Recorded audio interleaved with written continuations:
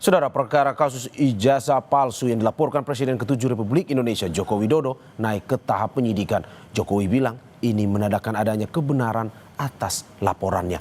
Di sisi lain, Roy Suryo CS tak gentar untuk menghadapi pemeriksaan di Polda Metro Jaya. Lalu siapakah yang dibidik polisi menjadi tersangka dalam kasus ini? Benarkah pasal dalam Undang-Undang ITE diklaim Roy Suryo CS dapat menyasar pihak lain? Kita bahas bersama sejumlah narasumber yang hadir melalui sambungan daring. Ada pakar hukum pidana Universitas Jenderal Sudirman, Prof. Hipnu Nugroho. Selamat pagi, Prof. Selamat pagi, Mas Mario, Mas Presiden.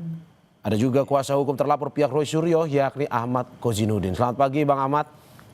Selamat pagi. Selamat pagi juga, Prof. Selamat pagi, Mas Mario, semuanya. Dan nanti akan segera bergabung kuasa hukum Jokowi, Rifai Kusumanegara. Selamat pagi, Bang Rifai. Sepertinya sudah bergabung. Sudah, selamat pagi semuanya. Jadi kita lengkap pada pagi hari ini. Salam sehat. Ada Bang Rifai, Bang Ahmad dan juga Prof. Hipnu. Selamat pagi Bapak-Bapak, terima kasih sudah bergabung di dialog Sapa Indonesia Pagi pada hari ini. Prof. Hipnu, saya duluan ke Anda. Bagaimana Anda melihat bahwa sampai saat ini sudah naik penyidikan tapi belum ada tersangka nih, Prof? Ya, kan penyidikan itu kembali terminologi apa sih penyidikan? Ya. Penyidikan itu adalah serangkaian tindakan penyidik untuk mengumpulkan barang bukti guna menentukan tersangka. Ya. Nah, jadi tersangka terakhir. Oleh karena itu, saya kira Polda Metro Jaya mulai hari ini sudah harus mengumpulkan bukti-bukti. Apakah bukti itu bukti elektronik, bukti keterangan, bukti media, termasuk saksi-saksi yang kemarin di tingkat sidik dipanggil, Bang Roy CS, termasuk mungkin Pak Jokowi juga dipanggil kembali untuk pada tingkatan penyidikan. Lah, rangkaian tindakan penyidikan itu menentukan siapa tersangka. Ya. Yang membedakan gini, Mas Mario, kalau ini delik aduan. Absolut, ya, itu sudah pasti ada tersangkanya karena menyeludup orang. Ya. Tapi kalau delik umum belum tentu, masih bisa melebar. Tapi bukan berarti apa yang diadukan, ya, tapi paling tidak sudah ada kalau delik aduan. Bisa menambah, bisa berkurang. Oke, tapi berarti pasti ada tersangka dalam kasus ini ya? Orangnya. Dalam laporan ini pasti ada tersangka berarti menurut Anda ya? Ya, pengadu biasanya sudah dimintai. Siapa kira-kira yang menjadikan, kan ada beritanya kan, ya. Itu loh. Nah, itu untuk memudahkan. Itu yang membedakan delik umum dan delik aduan. Ya. Oke, dan dari terlapor yang ikuti rangkaian pemeriksaan kemarin, apakah peluang menjadi tersangka? Ya, itu tergantung dari bukti yang bukan. Makanya di sini nanti bukti-bukti itu berbicara bukti mengarah kepada siapa saja sih yang waktu itu memberikan suatu keterangan yang menyudutkan, yang memberikan berita bohong, yang dan sebagainya. Karena ini kan tindak pidana ini suatu, ya kalau dikatakan sebab akibat ya, sebab akibat dari dugaan kepalsuan, dugaan itu mengakibatkan adanya suatu pencemaran kan gitu. Jadi tidak bisa terpisahkan. Ini suatu rangkaian. Oleh karena itu perdebatannya kemarin Pak Ahmad Koizur kan, ini gelar perkara dulu, dari dulu diteruskan atau tidak tergantung. Ya. Ini suatu rangkaian.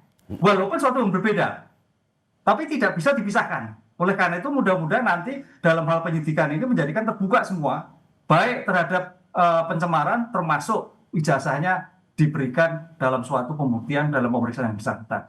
Oke, saya ke Bang Ahmad. Bang Ahmad, klien Anda punya potensi untuk menjadi tersangka dalam kasus ini. Tanggapan Anda seperti apa? Ya, yang pertama memang proses penyelidikan ditingkatkan menjadi penyidikan itu kewenangan subjektif aparat penegak hukum, dalam ini polisi di Polda Metro Jaya. Tapi tahapan, proses dan prosedur dalam peningkatan penyelidikan menjadi peningkatan itu adalah suatu hal yang objektif yang bisa dinilai oleh para pihak termasuk kita semua rakyat Indonesia. Dan dalam konteks itulah saya menilai ini Polda kebelet ingin memenjarakan orang. Karena demikian, sebagaimana Prof. Hipnu tadi sampaikan bahwa kasus ini tidak bisa dilepaskan dengan dugaan ijazah palsu yang sudah dilakukan prosesnya di Barreskrim Mabes Polri. Dan terakhir, Barreskrim sedang mengadakan gelar perkara khusus oleh Biro Wasidik yang sampai hari ini belum diketahui hasilnya. Semestinya proses ini baru bisa dilanjutkan setelah tegas jelas ada hasil dari Barreskrim Mabes Polri tentang Biro Wasidik, apa hasil dari gelar perkara khusus.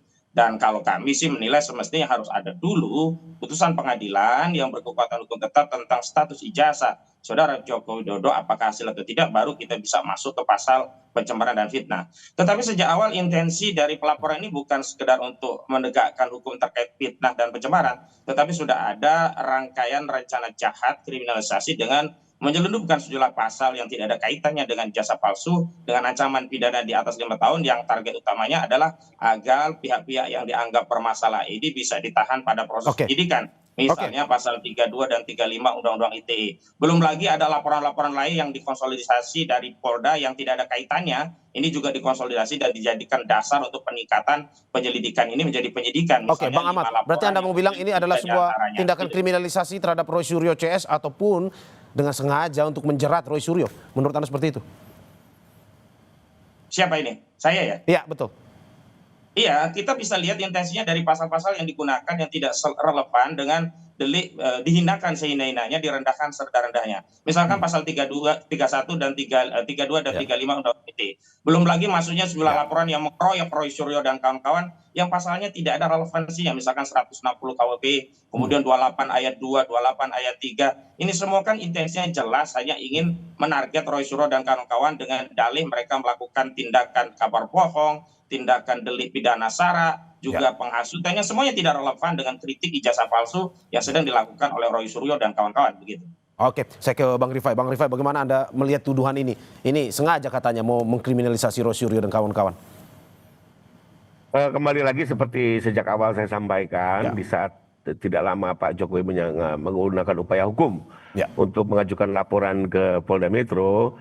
Tujuan Pak Jokowi tidak lain, pertama ingin memulihkan nama baiknya yang memang sudah mau tidak mau sangat terganggu ya dengan pemberitaan ijazah palsu yang memang tidak hanya dikonsumsi di dalam negeri tapi juga di luar negeri. Mengingat sosial media ini kan juga borderless ya, bisa dinikmati atau dikonsumsi oleh masyarakat di luar negeri. Dan ini juga merupakan sesuatu yang prinsip buat beliau. Lalu kedua, dengan laporannya ini tujuan Pak Jokowi juga agar soal keabsahan ijazah ini juga bisa diuji. Ya, apakah ijazah ini benar atau tidak, biarlah proses hukum yang menjawabnya.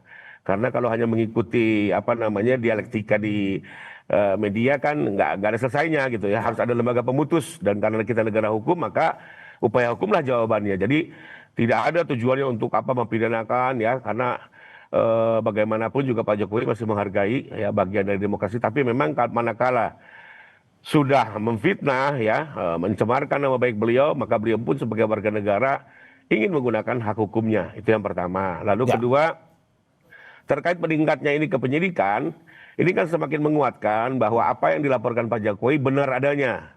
Ya, karena proses penyelidikan itu pada intinya adalah pertama memverifikasi apakah laporan ini benar adanya, didukung oleh fakta-fakta hukum. Lalu kedua, apakah pengaduan ini masuk memenuhi unsur-unsur pasal pidana kan begitu. Nah, dengan meningkatnya maka dua persoalan itu sudah terjawab, yaitu pertama apa yang disampaikan Pak Jokowi benar adanya, yang kedua laporan dimaksud memenuhi unsur-unsur pasal pidana yang dipersangkakan. Nah, sementara di tingkat penyidikan sendiri kan nanti masih baru ditentukan siapa saja tersangkanya. Ya, sampai hari ini kan juga belum tahu siapa tersangkanya. Kami sendiri waktu mengajukan laporan mengedepankan asas praduga tidak bersalah. Ya, dengan apa? Dengan cara pada saat ditanyakan siapa terlapor, kami lebih memutuskan untuk menyatakan silakan dalam penyelidikan Polri. Ya, oke. Apalagi dalam Undang-Undang ITE ini kan spektrumnya luas, Mas. Jadi bukan hanya yang menyatakan, tapi juga siapa yang mentransmisikan, siapa yang mengedit. Ini tentunya harus dikaji secara hati-hati. Oke, Bang Rifai, terus bagaimana dengan tudingan kriminalisasi yang dilakukan kepada pihak Roy Suryo CS? Menurut Anda seperti apa? Saya pikir kan tidak ya, tadi sudah dijawab. Kalau memang kriminalisasi ya harusnya tidak mungkin naik ke penyidikan gitu ya. Ini kan kita juga sekarang sudah era demokrasi, transparansi, keterbukaan ya. Praktek-praktek Orde Lama ya saya pikir sudah tidak mudah ya dilakukan. Lalu juga pertanyaannya untuk apa juga gitu ya, misalnya membantu secara khusus atau memberikan privilege buat Pak Jokowi. Pak Jokowi udah warga biasa kok gitu ya. Sebelum saya ke Bang Ahmad orang juga kan begitu. Jadi apa gunanya gitu kan? Sebelum saya ke Bang Ahmad lagi, Bang Rifai, saya hanya ingin penegasan. Anda bilang bahwa ini ada benar adanya. Ini benar adanya ini terkait dengan benar ijazah Jokowi adalah asli, ataukah benar bahwa ada terjadi fitnahan kepada Jokowi? Dalam laporan kami memang yang utamanya adalah fitnahan, Pak. Jadi memang tujuan kami adalah apakah Pak Jokowi ini sebagai korban tindak pidana fitnah gitu ya. Itu yang harus digali lebih dalam oleh penyidik, lalu termasuk juga pencemaran nama baik. Dan satu lagi ya, yang menjadi pertanyaan kami adalah, karena dalam 24 objek yang kami laporkan, ya, ada sebuah tayangan di mana seolah-olah ada beberapa pakar yang mengklaim dirinya sebagai ahli digital forensik, melakukan menggunakan teknologi-teknologi tertentu, dan pada akhirnya tahu-tahu menyimpulkan bahwa ijazah Pak Jokowi ini palsu gitu ya. Nah, ini yang buat kami ini menarik gitu ya. Apakah benar kemajuan teknologi saat ini bisa merubah sesuatu yang asli menjadi palsu? Karena Pak Jokowi kan meyakini loh, beliau kuliah sejak tahun 80 hingga 85, menjalani secara penuh sampai mendapatkan ijazah. Kok tahu-tahu ada sebuah tampilan teknologi yang bilang bahkan ijazah ini dimiliki oleh Dul Matno ya. Nah, ini kan sesuatu yang menarik. Apakah betul seperti itu adanya gitu loh? Oke, Bang, saya ke Bang Ahmad. Bang Ahmad, bagaimana Anda melihat bahwa ya ini tidak ada upaya kriminalisasi sebenarnya? Ini murni proses hukum yang terjadi dan juga ini pembuktian oleh pihak polisian. Menurut Anda seperti apa? Bang Ahmad, tadi putus saya ya sekarang ya? Ya, betul, Bang Ahmad. Baik. Meningkatnya proses penyelidikan ini menjadi penyidikan, justru itu konfirmasi kriminalisasi sedang, telah, dan akan terus terjadi. Yang kedua, kenapa sih kita persoalkan? Kenapa? Karena metode untuk mengembalikan kehormatan Saudara Joko Widodo itu tidak nyambung. Saudara Joko Widodo merasa dihinakan sehina-hinanya, direndahkan sehina-hinanya karena ijazahnya palsu. Metode praktis untuk mengembalikan wibawa dan kehormatannya adalah dengan menunjukkan ijazahnya asli, selesai. Bukan dengan melaporkan orang ke polisi. Laporan orang ke polisi itu ujungnya penjara. Tidak ada laporan ke polisi itu ujungnya kemudian diberi makanan enak dan seterusnya, lalu fasilitas mewah. Tidak, akan berujung penjara. Dan kita lihat intensi kriminalisasi itu terbaca manakala laporan tadi tidak fokus dengan pasal 310 KUHP, 311 KUHP, dan 227A Undang-Undang ITE yang ini merupakan gendus delik pasal yang berkaitan dengan pencemaran dan fitnah. Tetapi sudah disusupkan di sana ada pasal 35 yang ancaman pidananya 12 tahun dan pasal 32 Undang-Undang ITE yang ancaman pidananya 8 tahun. Dan di dalam KUHP, orang dengan ancaman pidana di atas 5 tahun itu bisa dilakukan penahanan.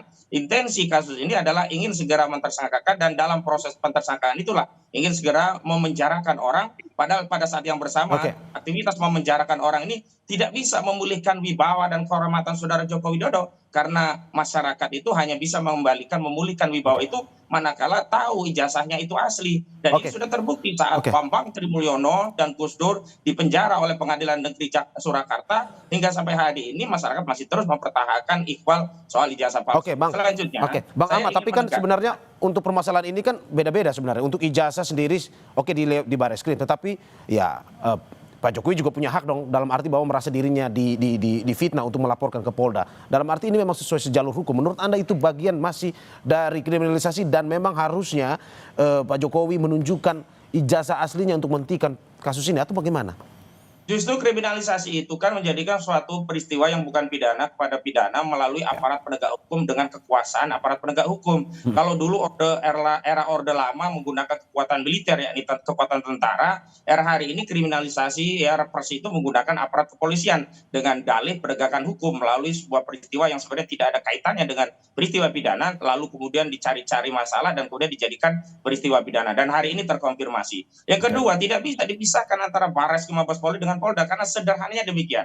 Orang dituduh memfitnah, ijazahnya palsu. Orang dituduh mencemarkan nama baik, ijazahnya palsu. Ya harus dibuktikan bahwa ijazah itu asli. Sepanjang ijazah ini belum dibuktikan asli, maka tidak bisa tuduhan itu dilanjutkan. Nah, tuduhan ijazah ini ya palsu itu bisa dihentikan manakala di Bareskrim dilanjutkan ke pengadilan, dan di pengadilan terdapat kekuatan putusan pengadilan menyatakan ijazah ini absah dan kemudian Jokowi dinyatakan tidak bersalah. Nah, dari putusan itulah baru bisa masuk kepada proses adanya dugaan tindakan fitnah dan juga pencemaran. Dan kalau kita kembalikan kepada dasar-dasar bukti terkait argumentasi ijazah ini bermasalah, kan sudah banyak disampaikan kepada publik tentang masalah-masalah yang ada pada ijazah ini, baik dokumen ijazah serta sejumlah riwayat pendidikan Saudara Joko Widodo. Tetapi terkait ijazah ini asli belum pernah ditunjukkan, yang ada hanyalah testimoni yang kita butuhkan saat ini adalah keterangan, bukan keterangan testimoni, bukti. Dan bukti yang paling punya kekuatan dalam masalah ini adalah ijazah asli, dan itu harus ditunjukkan, dan ini yang tidak pernah dilakukan oleh Saudara Joko Widodo. Saya ke Prof Ibnu. Prof Ibnu, bagaimana Anda melihat bahwa apakah memang dari bukti-bukti yang diterima oleh polisi memang ini sudah masuk sebenarnya, udah cocok udah kuat untuk masuk ke tahap penyidikan? Karena dari Bang Ahmad dari kuasa hukum Roy Suryo mengatakan bahwa ini ijazahnya harus ketahuan asli dulu, tunjukin dulu, baru kita ngomong soal tahap penyidikan ini. Atau bagaimana menurut Anda, Prof. Hipnu?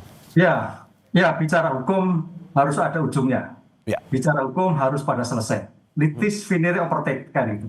Oleh karena itu kayaknya ini bagian dari strategi Polda. Ya. Yang mungkin terlepas dari Mas Kausin kriminal tidak, tapi sebagai bentuk dinaikkan sebagai pencemaran, tapi juga nanti terkait dengan pembuktian keaslian. Oke. Ini yang menarik. Mudah-mudahan penuntut umum pun bisa juga melihat seperti itu, suatu rangkaian tidak terpisahkan. Nah, pertanyaannya apakah iya tidak, tergantung. Nah, kita ada dua dimensi. Ada dimensi yang terkait dengan pembuktian pencemaran, oke, itu bukti-bukti yang diajukan Pak Jokowi. Tapi juga pembuktian pencemaran juga harus dilakukan dengan keaslian dulu, suatu yang tidak terpisahkan. Nah, di sini masih ada dua tahap di pemeriksaan di nanti kejaksaan. Benar nggak seperti ini bisa dilakukan? Kan gitu, misalkan seperti itu. Harus dua-duanya bisa jadi. Demikian juga nanti di persidangan, bisa nggak dilanjutkan? Bisa juga tidak. Ini saya kira problem masih panjang. Jadi usaha-usaha apa yang dipikir Mas Kausin kemudian dan sebagainya itu masih panjang yang kemungkinan masih juga debatable.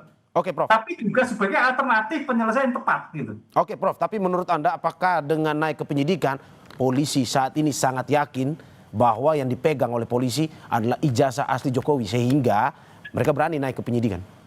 Ya, polisi bertindak atas nama subjektif yang objektif. Subjektif kaitannya mewakili negara, mewakili masyarakat, objektif hukumnya. Dalam hal sampai detik ini polisi subjektif bahwa ijazah itu asli. Karena berdasarkan gelar perkara. Walaupun tadi Mas Kausin gelar perkara kedua harusnya segera disampaikan itu sebagai transparansi. Sudah ramai seperti itu nggak disampaikan. Berarti masih kita akui bahwa iya jelas itu masih asli. Kan itu loh. Nah, konsep Prof. Asli itu makanya dinaikkan sebagai bentuk pencemaran nama baik. Itu yang tidak terpisahkan. Prof. Dan apakah tidak asli? Agak sulit. Dan apakah memang harus ditunjukkan ijazah ini ke publik? Nah, dalam hal kaitannya di pemeriksaan peradjudikasi, kaitannya dengan penyelidikan, bisa iya, bisa tidak. Tapi kalau sudah masuk adjudikasi, apalagi pemeriksaan persidangan, apalagi pemeriksaan di tingkat penyidikan, mau tidak mau harus diberikan. Karena itu bagian dari untuk membuktikan hak bahwa betul atau tidak, bahwa terhadap ijazah itu disepertikan. Karena objeknya ijazah sebetulnya. Ijazah berimplikasi pada pencemaran, berimplikasi pada berita bohong, berisi dan sebagainya, ini masalahnya. Nah, itu yang menjadikan objek primer dulu, yang kemudian saya kira nanti pasti Polri akan melihatkan gimana Pak Jokowi diperlihatkan di sini kan. Anda mau bilang bahwa nanti di persidangan kita semua akan melihat, termasuk dengan tim Roy Suryo CS ini akan melihat ijazah asli Presiden Jokowi ya? Iya, apalagi di persidangan. Kan Pak Jokowi sudah menyampaikan, nanti bisa disampaikan gitu. Saya ke Bang Rifai. Bang Rifai, bagaimana dengan tim kuasa hukum Pak Jokowi? Apakah siap nantinya melihat keinginan publik, termasuk juga dari Roy Suryo CS ini, yang mengatakan bahwa harus tunjukin dong ijazahnya? Apakah dari pihak kuasa hukum siap untuk memperlihatkan secara luas, secara publik, ijazah asli Presiden ke-7 Republik Indonesia Joko Widodo? Tapi sebelum Anda menjawab, kita saksikan jeda berikut. Terima kasih masih di Sapa Indonesia Pagi bersama saya Mario Sarong dan sejumlah narasumber saya. Ada pakar hukum pidana Universitas Jenderal Sudirman Prof. Hipnu Nugroho, kuasa hukum terlapor pihak Roy Suryo yakni Ahmad Kozinudin, dan juga kuasa hukum Presiden ke-7 Republik Indonesia Joko Widodo Rifai Kusumanegara. Saya ke Bang Rifai. Bang Rifai, bagaimana Anda melihat tuntutan bahwa jika persidangan nanti sudah seharusnya ijazah asli itu ditunjukkan ke publik ataupun di persidangan? Menurut Anda seperti apa? Pertama, sesuai apa yang pernah disampaikan oleh Pak Jokowi, ya bahkan di depan media secara langsung, bahwa tentunya manakala diminta dalam proses penegakan hukum, beliau akan menyerahkan, tidak hanya menunjukkan loh, menyerahkan ya kepada penegak hukum, baik ya, apakah diminta oleh polisi ataupun oleh hakim dalam persidangan.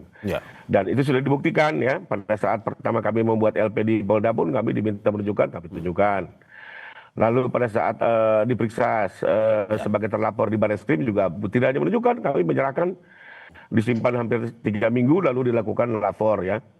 Jadi pada intinya kita tentunya kooperatif dan siap terbuka. Bahkan juga pernah di kediaman beliau kan dengan beberapa media, wartawan media mainstream beliau berikan juga, beliau tunjukkan.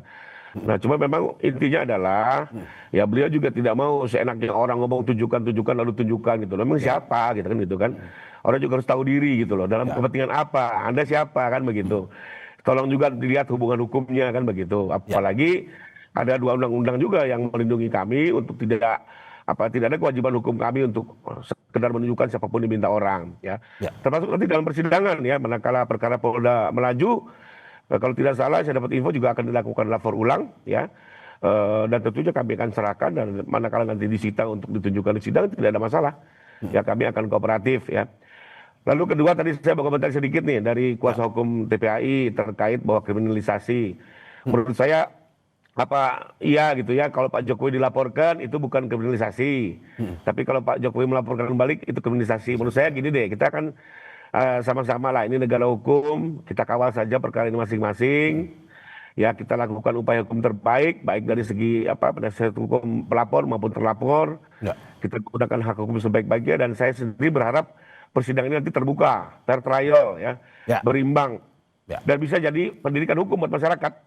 Lebih kurang itu komentar saya. Oke Bang Ahmad, bagaimana Anda melihat ini? Katanya kalau pas Presiden Jokowinya yang dilaporkan itu kriminalisasi, tapi kalau Presiden ke-7 Joko Widodo yang melaporkan katanya itu kriminalisasi buat Roy Suryo CS. Ini tanggapan Anda seperti apa?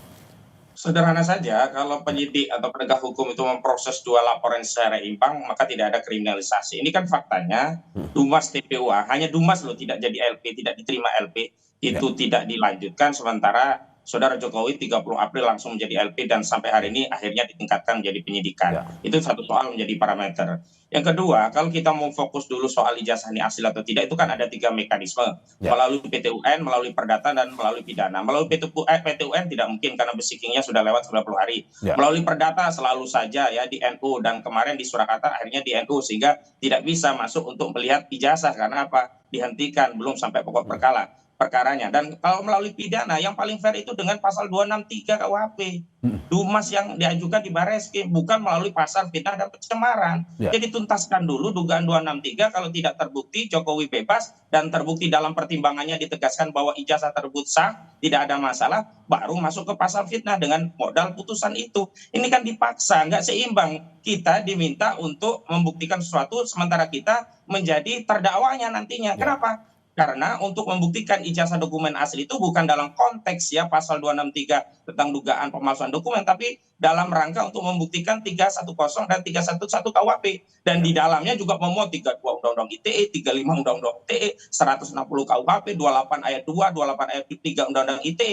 Ini kan intensinya kelihatan jelas. Kalau tadi loh persoalannya hanya soal ingin mengembalikan marwah wibawa, ya udah nggak usah pakai pasal 35, 32. Fokus saja 311, 310. Kan itu laporan Saudara Jokowi. Ada pasal 35 yang ancamannya 12 tahun. Ada pasal 32 yang ancamannya 8 tahun. Ini kan intensinya jelas mau menjarain orang. Kalau memang targetnya mau menjarain orang, itu kan sudah dilakukan juga terhadap Gus Dur. Dan persoalannya kan di Gus Dur, sidang selama 6 bulan saya hadir, itu ijazah kan juga nggak pernah dihadirkan gitu loh. Apakah iya sekarang mau memperlama persoalan ini kalau memang ada asli dengan menunjukkan ijazah, itu juga selesai dengan dalil tidak punya kewenangan dan sebagainya. Ada hubungan hukum warga negara dengan Presiden ke-7.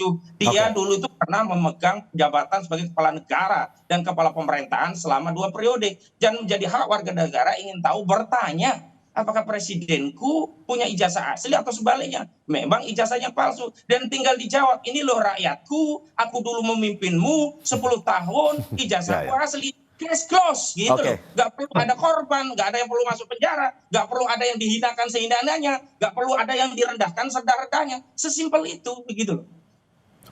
Tapi kan memang sudah ada, Mas Ahmad, disclaimer bahwa itu sudah ada Barreskrim bilang itu valid. Ini Polda pun begitu. Bagaimana Anda melihat ini? Bahwa ini sudah ada pernyataan dari satu institusi polisi yang menyatakan bahwa itu valid.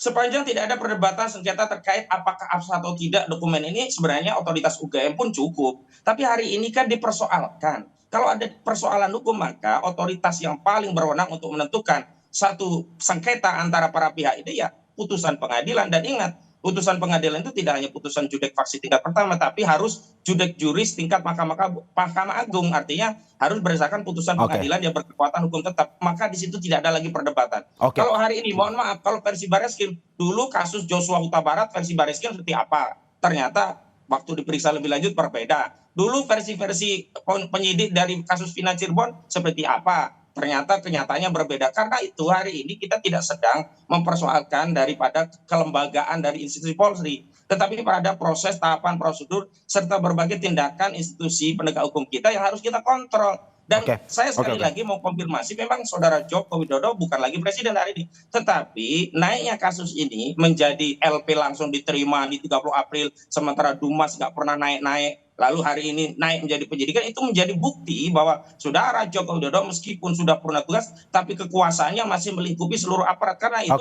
saya tidak percaya kasus ini sebelum Kapolrinya diganti. Karena apa? Kapolrinya itu dulu yang melantik adalah saudara Joko Widodo. Secara bahasa Jawa saja pasti ewo, apalagi kalau sudah banyak hal-hal yang diberikan oleh saudara Joko Widodo kepada Listio Sigit Prabowo. Karena itu kalau ingin kepercayaan publik terhadap masalah ini bisa kredibel gitu ya, harusnya transparan. Nah, ini Polda mengulangi yang di Bareskrim ya, gelar perkara nggak ngajak para pihak saja dipersoalkan dengan gelar perkara khusus. Hari ini gelar perkara sepihak, kamu nggak pernah dilibatkan. Dan laporan awal saudara Jokowi, ini buktinya cuma apa? Fotokopi. Mana mungkin kemudian masyarakat melihat ini tidak ada kekuasaan yang bermain di sana. Soal bahwa ada bantahan-bantahan itu silakan saja, dan saya juga membalikan tafsiran tentang ada tidaknya kekuasaan bermain, ada tidaknya kriminalisasi dalam kasus ini kepada seluruh masyarakat. Demikian. Bang Rifai, bagaimana Anda melihat bahwa sebenarnya kalau dari kuasa hukum Roy Suryo dan teman-teman bilang, ya sudah tunjukin saja ijazahnya, tidak perlu sampai melaporkan terkait dengan laporan teman-teman ini. Menurut Anda seperti apa? Ya, masalahnya kan tidak sesimpel itu. Contohnya, kita lihat sendirilah UGM sendiri sebagai lembaga yang memiliki otoritas sudah memberikan statement resmi ya secara terbuka, ya bahkan disaksikan oleh teman-teman alumni gitu ya. Sudah menjelaskan ijazah itu asli, kan tidak selesai gitu loh. Memang tujuannya kan bukan itu gitu ya, tidak hanya sekedar memverifikasi, ya tapi memang ini kan ingin terus diangkat menjadi isu politik ya. Dan kita sudah melihat itu ya, sekalipun kami orang hukum juga, tim kami juga ada tim politik juga yang memberikan masukan-masukan ya, tentunya tidak senaif itulah gitu ya. Kedua, pertanyaannya kalau ditunjukkan nih, apakah sekarang mata kita bisa melihat membuktikan ini asli atau tidak? Tentunya kan tidak kan. Kembali lagi apa? Laboratorium forensik yang menentukan. Ya, jadi ini sebenarnya kalau saya sih di awal dulu menyebutnya di jebakan Batman gitu ya. Ditunjukkan, nanti difoto, setelah difoto dikaji lagi secara digital forensik yang memang sebenarnya nggak bisa gitu ya. Beberapa ahli juga sudah didengarkan, bukan hanya di mana-mana di media, banyak ahli digital forensik sudah banyak bicara bahwa memang untuk bukti ijazah itu harus secara forensik konvensional, tidak bisa dengan digital forensik. Karena apa? Seperti contoh uang palsu ya, uang palsu dengan uang palsu yang kita foto. Untuk menguji keaslian uang palsu kan tentu harus dilihat jenis kertas, jenis tinta, jenis benang pengaman. Itu semua kan bisa dilihat manakala diperiksa secara analog. Dari foto tidak akan terlihat jenis kertasnya seperti apa, jenis benang pengamannya. Jadi kembali lagi saya sih tidak melihat ada urgensi ya. Bahkan dengan permintaan-permintaan yang tidak berdasar ini tentunya kami ya kembali saja kepada koridor hukumnya. Apakah ada kewajiban hukum kami untuk menunjukkan? Kalau tidak ada, ya kita tunggu perintah hukum dari pengadilan. Lalu kedua, sebenarnya kalau menurut hukum ini sudah final soal keaslian ini ya. Dengan pemeriksaan lapor ini sudah selesai bahwa itu asli, identik ya, dikuatkan lagi dengan keterangan UGM. Sebagai ilustrasi mungkin gini lah, dalam kasus kematian ya, kematian itu kan dijawab dengan otopsi, selesai. Tidak perlu putusan pengadilan yang menyatakan betul orang itu mati, tidak. Pengadilan itu hanya menentukan dua, satu siapa pelakunya, dua menjatuhkan pidana pembunuhan, ya penghukuman gitu ya. Tapi bahwa kematian ini apakah perlu dinyatakan oleh hakim? Tidak juga gitu ya. Karena kematian itu cukup dinyatakan oleh otopsi ya. Hakim sendiri nggak punya kewenangan untuk menentukan betul orang ini sudah mati secara kedokteran gitu ya. Termasuk juga soal laboratorium forensik ini sebenarnya sudah selesai. Ya, mau diuji berkali-kali pun sepanjang dilakukan dengan cara analog ya saya yakin itu asli ya. Dan ini linear dengan alat bukti lainnya, bukan sekedar lapor loh ya. Keterangan teman-teman Pak Jokowi ya, sekian puluh orang, masa semua orang mau berbohong Ya, sehebat apa Pak Jokowi bisa bikin semua orang berbohong kan begitu ya. Naif sekali gitu. Termasuk juga dokumen administrasi perkuliahannya kan sudah diperiksa semua. Oke. Nah, lalu tadi terkait tuduhan jangan-jangan ada kekuasaan bermain, pertanyaannya. PN Solo ini baru menyatakan gugatan itu NU. Apakah ada kaitannya Kapolri dengan PN Solo gitu ya, kan nggak ada hubungannya. Itu kekuasaan yudikatif yang terpisah ya. Jadi kembali lagi ya soal bahwa tentunya pihak terlapor akan selaku melakukan berbagai upaya untuk melakukan pembelaan, kami hargai karena kami juga sering di posisi itu ya. Tapi kembali lagi litis finiri oportet ya, sesuai yang disampaikan Prof.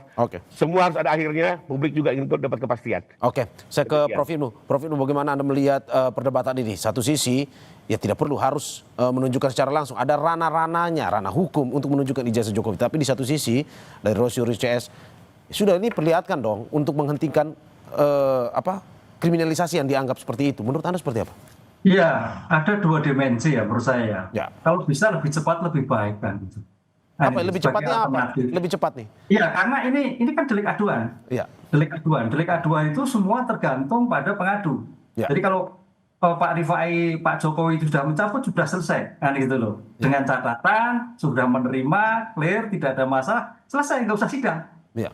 Itu delik aduan. Dan nanti di tingkat penyidikan penuntutan pun juga masih bisa cabut. Nah, pertanyaan yang kedua, kalau Mas Maksudin itu masih panjang, lah disitulah nanti uji forensik rame nanti. Karena ilmu forensik itu adalah ilmu bantu.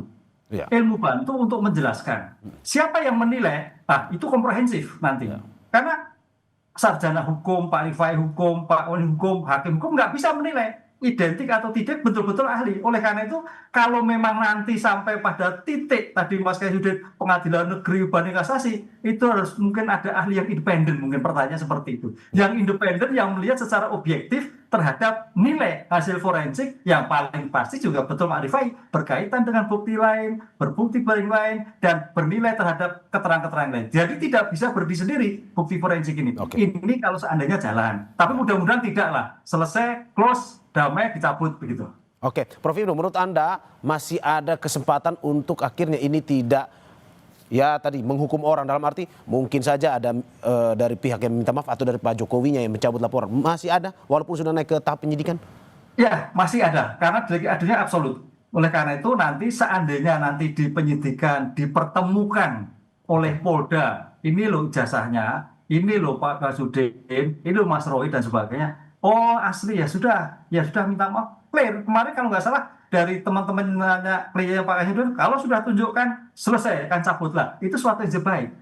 Jadi jangan berlarut-larut. Ini yang menjadikan suatu alternatif penyelesaian bisa panjang, bisa singkat. Semuanya tergantung Pak Rifai dan Pak Kasudin ini. Apa yang akan dilakukan nanti? Oke, saya ke Bang Ahmad. Bang Ahmad, bagaimana Anda melihat ini? Apakah memang Anda tetap ingin terus pada akhirnya ya sudah ini kita damai saja, biar tidak naik tahap penyidikan, ataukah Anda bersama klien-klien Anda, Rosyuri CS ini, ya sudah kita tak gentar lah, kita hadapi di persidangan?